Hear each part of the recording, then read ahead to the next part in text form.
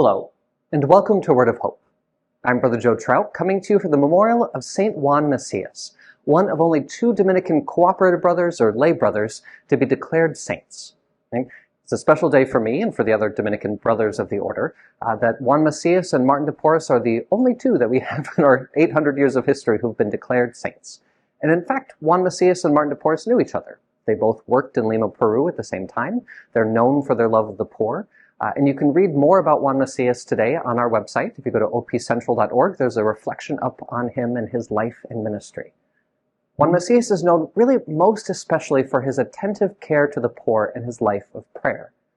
And to have a deeper insight into why his love of the poor is so special, I'd like to step back to the gospel for a moment first. Today in the gospel, we hear the story that Jesus and the sinful woman, this woman who comes in the middle of a dinner party with Simon and the other Pharisees and sits at Jesus' feet and anoints them with oil, right? It's a bizarre setting. Really, when you think about this is a really weird scenario. There's a dinner party going on and a woman coming in, weeping and anointing Jesus' feet, right? And then they all start talking about her, all around her, right? And finally, it's Jesus who turns and looks at her and says, "Simon, I have something to say to you." I think this is a brilliant point in this story, right? They've all been talking about her and her sinfulness, and Jesus should know this.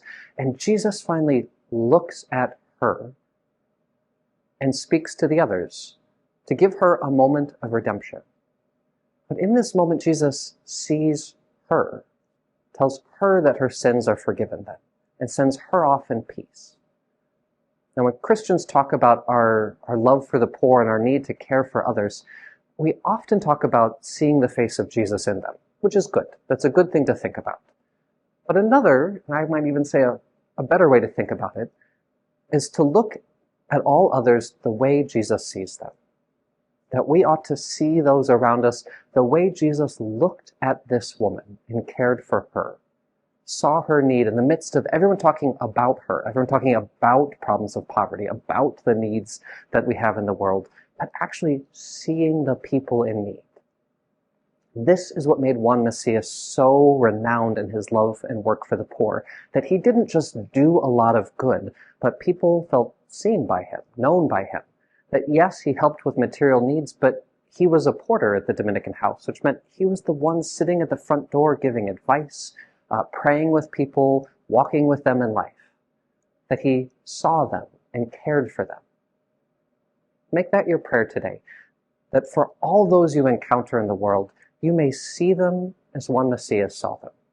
That you may see people as Jesus Christ sees them and help them however you can.